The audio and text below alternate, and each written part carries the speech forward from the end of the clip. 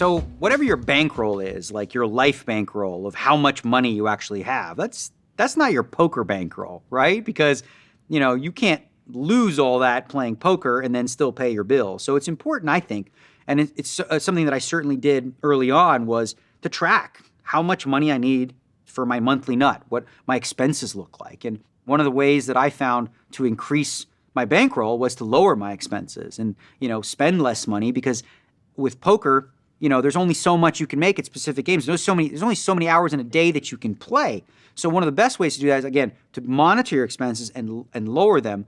But always also you have to prepare for potentially months or 2 months, 3-month periods where you make no money at all. You're going to go through periods where when you're an 80% favorite, the 20% is going to come in. Well, it's supposed to come in 20% of the time, right? But over a short span of time, it could happen 3 times in a row, 4 times in a row. That's variance in a nutshell. And if you can't fade that, your trajectory as a professional poker player is likely not going to work out, because everyone goes through bad runs. You're not the first person that lost with pocket aces 3 times in a row. Happens to all of us. It affects your confidence, obviously affects your bankroll, but most importantly, it can affect your life if you're not prepared for it.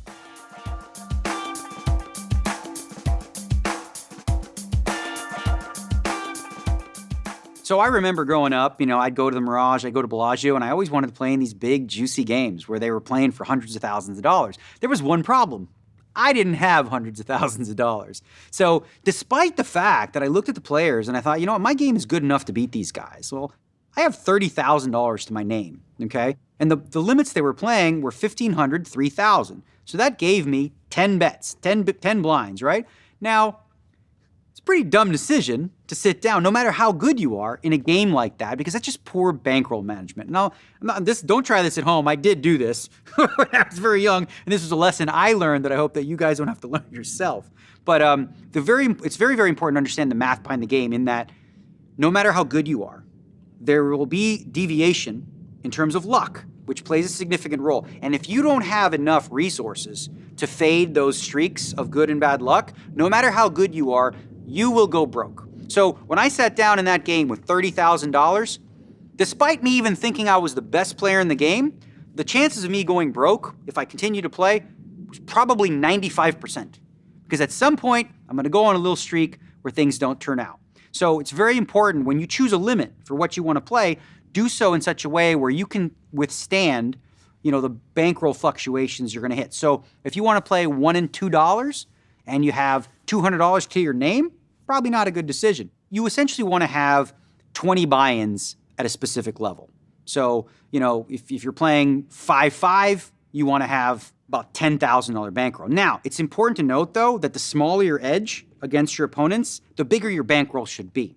When you're playing in lower limit games against weaker opponents, you can get away with being a little more aggressive with your bankroll, but as you get higher in stakes, the edges become even smaller and it's harder to win, so luck plays an even bigger role. So you want your bankroll, I would say, to be even more than 20 buy-ins, maybe even as big as 40. But again, this is ultimately going to be a decision that you need to make, but conservatively, 20 big buy-ins, that's what you want to have.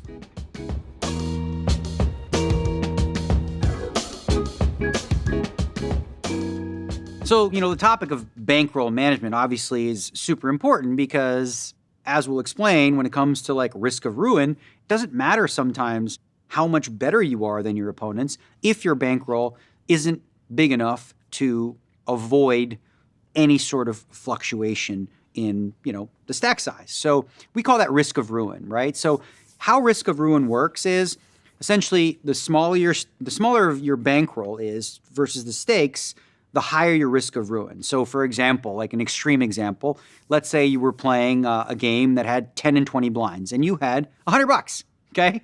That's 5 blinds. I don't care how good you are, the chances of you going broke or your risk of ruin is extremely high.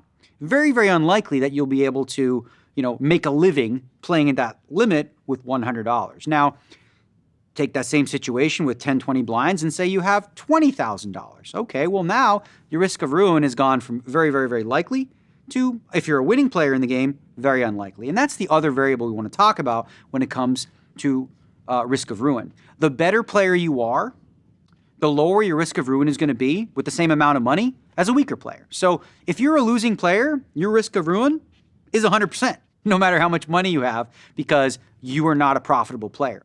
The better you are as a player, the lower your risk of ruin simply because you have an edge. But I wouldn't stretch that so far where you allow your ego to take over, where you think, you know what?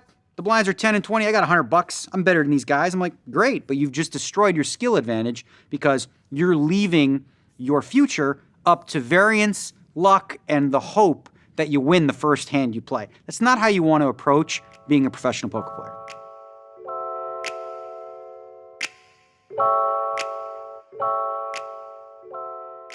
Once you've decided what stakes you think are appropriate for your bankroll, the question is, when do you go up? When do you move up in stakes? How much success does it take for you to make that decision? And ultimately, again, this is going to be a personal choice for most people, depending on how risk averse they are. So we talked about having, as a baseline, conservatively, 20 buy-ins to play a certain limit. So if you get to 20 buy-ins for the next limit up, is that the right time? Now, there's a couple things to consider. Your win rate at the lower limit is likely going to be higher in proportion to the next level up, because the players, when you get higher in stakes, are generally speaking going to be a little tougher. So I would gauge how good I am in comparison to the game that I'm in. If I feel like I'm way the best player in there, then maybe I'll consider moving up in stakes if the bankroll says it's okay. And now, one of the most important things, and a mistake that people make is when you make that jump to the next level,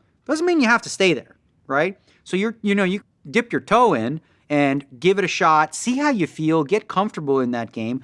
And the most important, if things start to go poorly, especially at the beginning, it's so important to maybe take a day off and go back down to the stakes that you were doing well at. So a lot of the time, the progression doesn't just go from boom, boom, boom. So a lot of the times it's like you started here, you went up here, up, now you got kicked back down. All right, you gave it another shot. Nope, didn't work out.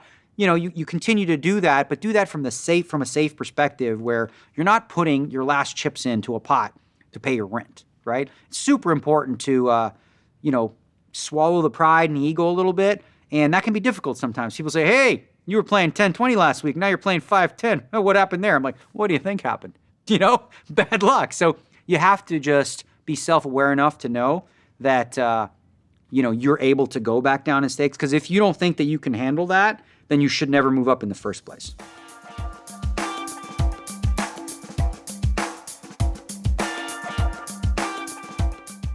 At this stage of my career, I'm predominantly a tournament player. So what do I do for tournaments in terms of tracking? At this point, I track the event, the game type, the venue.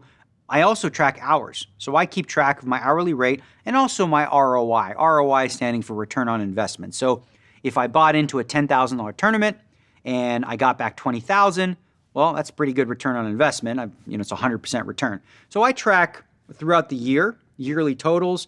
I also subtract tips for dealers. I keep track of everything. And then I get a sense at the end of the year of how much is my hourly rate typically in tournaments. And I do that from year to year. Online, if you're an online player, I would typically look at what is my win rate per hand played or per 100 hands played. And that's a good barometer for how you do in relation to the game size that you're playing. And so that would be something that is a number that you want to look at. When you're playing live, you don't count hands. You're not going to be sitting there going, okay, that's 7, 8, 9. What you typically do there is you would look at your hourly rate. So when I started out, I was a limit hold'em player, and I would play 8-hour days, 10, 20 limit hold'em, and I would track each day how much money I won or lost, and so that I had a better understanding of what I'm looking at in terms of what my earn could be. So once I figured out my hourly rate as an 18-year-old was about $45 an hour, I'm like, okay, so if I want to make X amount of dollars, now I know how many hours I'd have to put in to do that, especially when you take that, compare it to your expenses. So all the statistics that relate to your real life in terms of hourly rate, how much your earn is, if you don't know how much you actually make over a period of time, it's going to be very difficult for you to plan long-term for how to grow your bankroll and continue to thrive.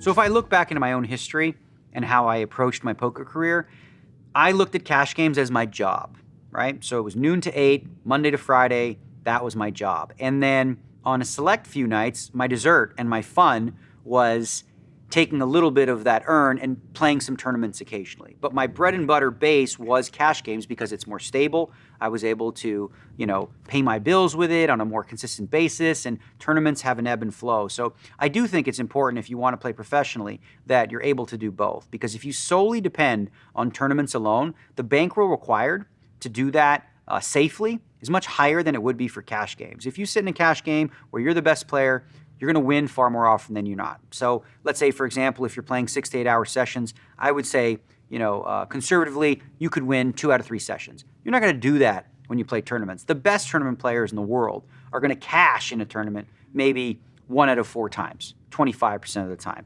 They're going to win the tournament less than 5% of the time in a typical big field event. So I think it's important, especially if you're thinking about this as a career, to use cash games as your anchor and how you pay your bills, and then tournaments as sort of the fun where you take some shots and try to increase a bankroll, occasionally through some big hits. But if you're really looking to steadily increase a bankroll, do it the smart way, do it through cash games.